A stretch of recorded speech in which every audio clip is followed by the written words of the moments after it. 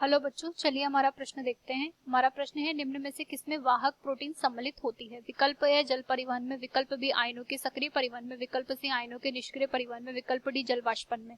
तो अगर इसकी बात करें तो सबसे पहले हम यहाँ पर देखते हैं इस प्रश्न की मुख्य अवधारणा को। तो इस प्रश्न की मुख्य अवधारणा के अंतर्गत हम यहाँ पर कह सकते हैं कि सामान्य रूप से यहाँ पर जो कोई भी पदार्थ होता है या कोई भी यहाँ पर जो है तत्व होते हैं, तो इनका यहाँ पर खनिज तत्वों या फिर आयनों का या फिर किसी भी पदार्थ का यहाँ पर जो परिवहन होता है, वह परिवहन जो संभव होता है उसके लिए विभिन्न प्रकार के यहाँ पर जो माध्यम या विधियों की हमें आवश्यकता होती है। इन विधियों के अंतर्गत की अगर हम बात करें तो हम यहाँ पर कह सकते हैं कि जैसे सामान्य रूप से अगर हमारे पास में यहाँ पर जल होता है, तो जल अगर कोशिका के अंदर यहाँ पर प्रवेश करता है तो एक विधि होती है कि यहाँ पर जो है परासरण के द्वारा वो प्रवेश कर जाएगा।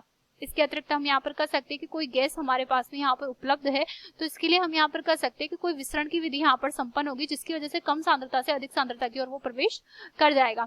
इसके अतिरिक्त अगर हम यहाँ पर अन्य की बात करें तो हम यहाँ पर कह सकते हैं कि कुछ जो आयन होते हैं उन आयनों के लिए यहाँ पर जो विशिष्टीकृत विधियां संपन्न होती है, वो कुछ पदार्थ जो होते हैं उनके लिए भी यहाँ पर जो कुछ विशिष्टीकृत विधियां यहाँ पर संपन्न होती है।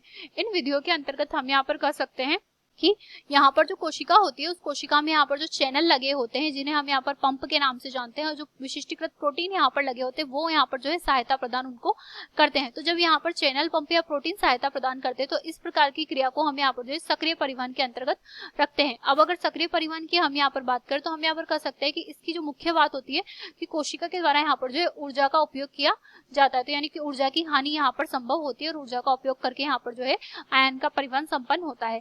अन्य की अगर बात करें तो इसके अंतर्गत हम यहाँ पर कह सकते हैं कि एक विधि होती है निष्क्रिय परिवहन की। अगर निष्क्रिय परिवहन की हम यहाँ पर बात करें तो ये जो होती है सांद्रता प्रवणता के अनुसार यहाँ पर जो है संपन्न हो जाती है।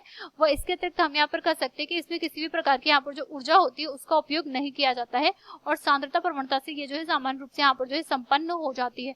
तो इसे हम यहाँ पर जो है निष्क्रिय परिवहन कहते हैं। विकल्प अगर देखें तो पहला जो विकल्प दिया है जल परिवहन में, तो हम कहेंगे यहाँ पर कोई विशिष्टीकृत विधि हमें नहीं दी गई है, तो ये गलत होगा। अगला है आयनों के सक्रिय परिवहन में, तो ये सही होगा। अगला है आयनों के निष्क्रिय परिवहन में, तो ये गलत होगा। और जल के वाष्पन में भी हमारा गलत होगा। तो विकल्प बी जो है हमारा सही जवाब होगा। आशा करते हैं आपको प्रश्न समझ आया होगा। धन्यवाद।